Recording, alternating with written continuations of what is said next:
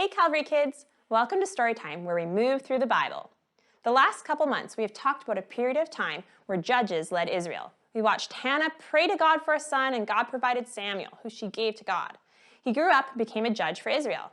While he was a judge, the Ark of the Covenant was stolen and returned. This week's story takes place 20 years after the Philistines returned the Ark. I need your help telling the story. Try to keep up with the movements as best you can, and we will move through the story. Find a spot where you can move around safely. Let's look for our handy-dandy telescope. Is it over here? No. Over here? No. Oh, wait, what? Oh, there it is. It was behind me. Tell me what color your pretend telescope is. Shout it at the screen. Awesome, we've got a rainbow of colors. Today, I'm pretending mine is green. Okay, look through your telescope, closing one eye. What do you see? There's a tall man wearing a crown in the telescope this time. Oh, it's King Saul. But Israel doesn't have any kings. Let's dive in and find out what happened. Woo! Woo! We made it. We come onto our knees. We lift our hands to our shoulders, and then we try to come up to stand without putting our hands down. It's more difficult when we don't have our hands to help us up. Just like the Israelites find it hard when they don't have their faith in God to help them up. Now that we are standing, we're going to look around and see what we can see. We see Samuel, who's gotten quite old now, talking to the elders of Israel. The elders are saying, "You are getting old, and your sons aren't good like you. They don't follow your ways. We want a king to lead us." Samuel hops backwards 3 times while shaking his head. 1, 2, 3. Samuel doesn't like this idea because a king could make their sons serve in the army. Hop once more. Or their daughters work for him. Hop again. Or he could take away their fields and servants. Hop forward, coming onto your knees. God tells Samuel to let them have a king, and God tells him to choose a man named Saul to be king. We're going to pretend to be a caterpillar on a nearby tree so we can see what's going on. Come onto your hands and knees and lower your face and chest to the ground, keeping your eyes forward so we can see what is going on. Saul is very tall, and we can see him and his soldiers are waiting.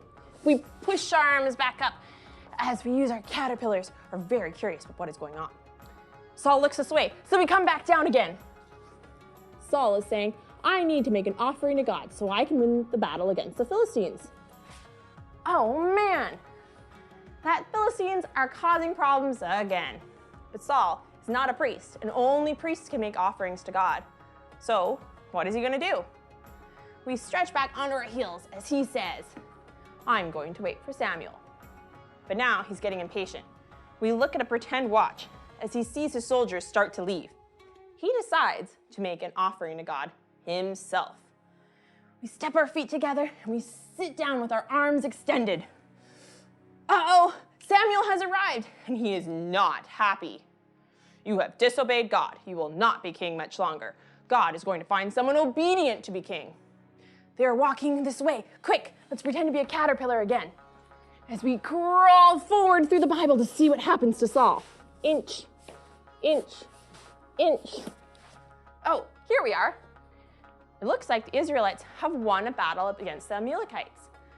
We join the Israelites in their best victory dance.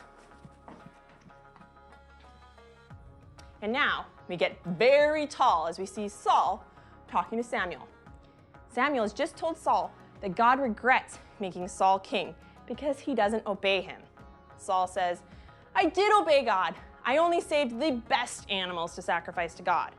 But God wanted him to destroy everything, not just the things he didn't want.